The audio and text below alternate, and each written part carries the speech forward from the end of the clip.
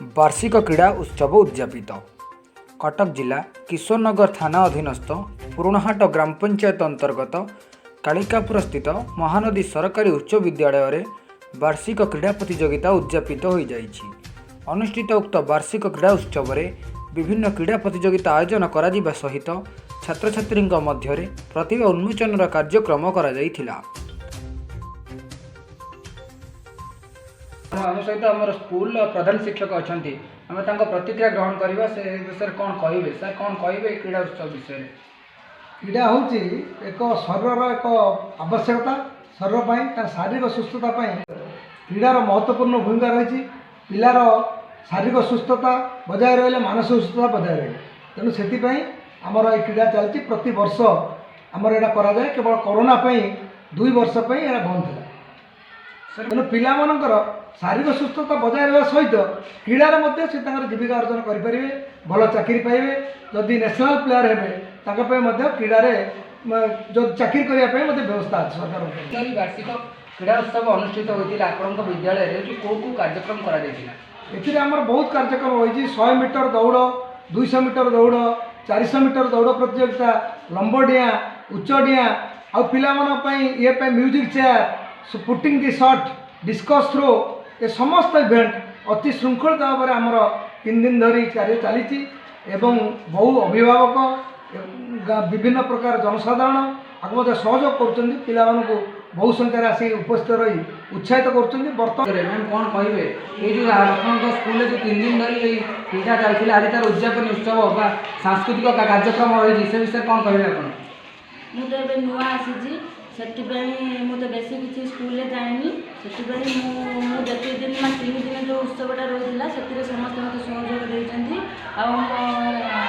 Head teacher जे सी आमको सहयोग कर सब सार मत सहयोग कर लास्ट पर्यंत अच्छा मो सहित आग भी भावुँ भल वार्षिक क्रीड़ा उत्सव मुख्य लक्ष्य स्पोर्ट्स आम कहले गोटे जग को बुझाए व्यायाम को बुझाई आम मानने शारीरिक भल रही है आम आज स्पोर्ट्स भाव पालित आम सब स्टाफ मान मत सहयोग करते सुशांत सार अशोक सार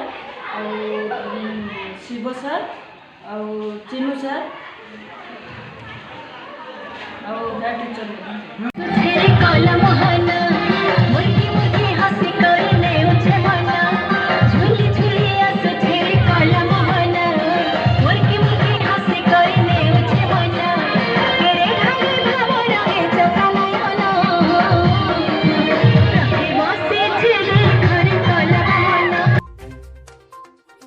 क्रीड़ा उत्सवर अंतिम दिवस रे सांस्कृतिक कार्यक्रम करा जायथिला। छात्र छात्री माने संगीत और नृत्य परिवेषण करने सहित एकक और दलगत अभिनय माध्यम सचेतनता वार्ता प्रदान करथिले। अनुष्ठित उक्त कार्यक्रम को स्थानीय पुरुणाहाट ग्राम पंचायत सरपंच श्रीजुक्त अशोक कुमार भूया मुख्य अतिथि भाव जोगदे उद्यापित करथिले। अनुष्ठित उक्त वार्षिक क्रीड़ा उत्सवर उद्यापनी समारोह रे समिति सभ्य श्रीमती जस्मीरेखा पात्र समाजसेवी ब्रह्मानंद महांती विद्यालय कमिटीर अध्यक्ष विजयलक्ष्मी परिड़ा समाजसेवी श्रीजुक्त प्रदीप कुमार बेहेरा समाजसेवी श्रीजुक्त बटकृष्ण महांती सीआरसीसी श्रीजुक्त विजय कुमार दास और सीआरसीसी श्रीजुक्त शिवशंकर स्वाई प्रमुख जोग देइथिले। अनुष्ठित वार्षिक क्रीड़ा प्रतियोगिता रे विभिन्न प्रतियोगिता अंशग्रहण करिथिबा कृति छात्र छात्री माननकु पुरस्कृत करा दैथिला। कटक जिला किशोरनगर शुभजित जेरांक रिपोर्ट उत्कल ओडिशा।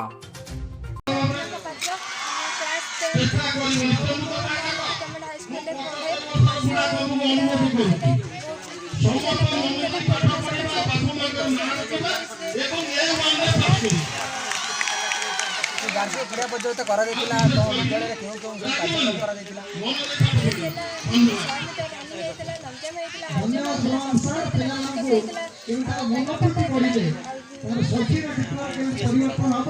सर्वोपरि वार्षिक क्रीड़ा जगत नियम एमती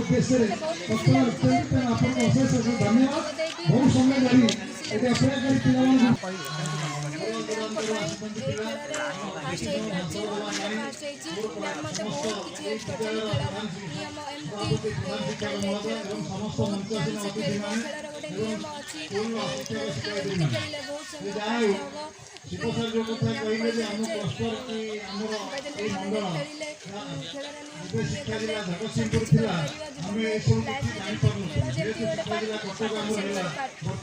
ମୋ ନାଁ ସ୍ମୃତିରେଖା ଦାସ, ମୁଁ ନବମ ଶ୍ରେଣୀର ଛାତ୍ରୀ ଅଟେ। ମହାନଦୀ ଗଭର୍ଣ୍ଣମେଣ୍ଟ ହାଇସ୍କୁଲରେ ପଢ଼ୁଛି।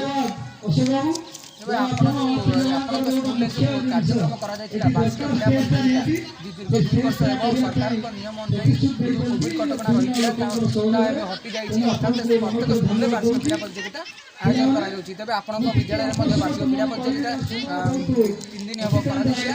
ତେବେ ସେ କ୍ରୀଡ଼ା ପ୍ରତିଯୋଗିତାରେ କେଉଁ କେଉଁ କାର୍ଯ୍ୟକ୍ରମ କରାଯାଇଥିଲା? 100 ମିଟର ରନିଂ କରାଯାଇଥିଲା, 200 ମିଟର ବି ଥିଲା, ଲଙ୍ଗ ଜମ୍ପ ଥିଲା, ହାଇ ଜମ୍ପ ଥିଲା, ସଟପୁଟ୍ ଥିଲା, ଡିସ୍କସ୍ ଥିଲା,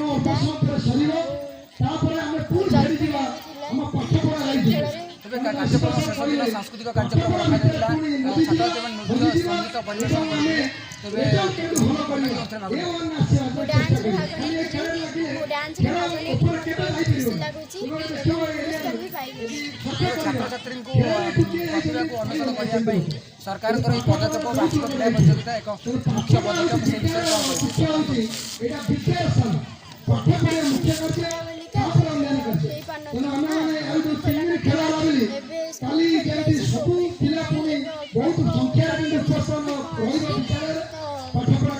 ଆମେ ଆସି ପହଞ୍ଚିଥିଲୁ କଟକ ଜିଲ୍ଲା ଈଶ୍ୱରନଗର ଥାନା ଅଧୀନସ୍ଥ ମହାନଦୀ ସରକାରୀ ଉଚ୍ଚ ବିଦ୍ୟାଳୟରେ। ଏଠାରେ ଚାଲିଥିବା ବାର୍ଷିକ କ୍ରୀଡ଼ା ପ୍ରତିଯୋଗିତାକୁ ଆଜି ଆନୁଷ୍ଠାନିକ ଭାବେ ଉଦ୍ଯାପନ କରାଯାଇଛି। ଅର୍ଥାତ୍ କାର୍ଯ୍ୟକ୍ରମରେ ମୁଖ୍ୟ ଅତିଥିମାନେ ଯୋଗଦେଇ ଏହି ବାର୍ଷିକ କ୍ରୀଡ଼ା ଉତ୍ସବକୁ ଆଜି ଉଦ୍ଯାପିତ କରିଛନ୍ତି। ସ୍ଥାନୀୟ ସରପଞ୍ଚ ଶ୍ରୀଯୁକ୍ତ ଅଶୋକ କୁମାର ଭୂୟାଁ ଏବଂ ସମିତି ସଭ୍ୟା ଶ୍ରୀମତୀ ଯସ୍ମିରେଖା ପାତ୍ର ଅନୁଷ୍ଠିତ ଉକ୍ତ କାର୍ଯ୍ୟକ୍ରମରେ ଯୋଗଦେଇ ଆନୁଷ୍ଠାନିକ ଭାବେ ଉକ୍ତ କାର୍ଯ୍ୟକ୍ରମକୁ ଆଜି ଉଦ୍ଯାପନ କରିଛନ୍ତି। ଏହି ଉଦ୍ଯାପନୀ କାର୍ଯ୍ୟକ୍ରମରେ ଛାତ୍ରଛାତ୍ରୀଙ୍କ ଦ୍ୱାରା ନୃତ୍ୟ ସଙ୍ଗୀତ ପରିବେଷଣ କରାଯାଇଥିବା ସହିତ ଏବଂ ଏକକ ଅଭିନୟ ଏବଂ ଦଳଗତ ଅଭିନୟ ମଧ୍ୟ କରାଯାଇଥିଲା। ତେବେ ଏଥିରେ ଥିବା ଶିକ୍ଷକ ଶିକ୍ଷୟିତ୍ରୀମାନେ ପିଲାମାନଙ୍କୁ ଆଗକୁ ଯିବା ପାଇଁ ପ୍ରେରଣା ଦେବା ସହିତ ବାର୍ଷିକ କ୍ରୀଡ଼ା ଉତ୍ସବରେ କି କେଉଁଭଳି କାର୍ଯ୍ୟକ୍ରମ କରାଯିବା କଥା ସେ ବିଷୟରେ ସଠିକ୍ ପଦକ୍ଷେପ ନେଇଥିଲେ। କଟକ ଜିଲ୍ଲା ଈଶ୍ୱରନଗରରୁ କ୍ୟାମେରାମ୍ୟାନ୍ ଅଭିଷେକଙ୍କ ସହିତ ମୁଁ ଶୁଭଜିତ, ଉତ୍କଳ ଓଡ଼ିଶା।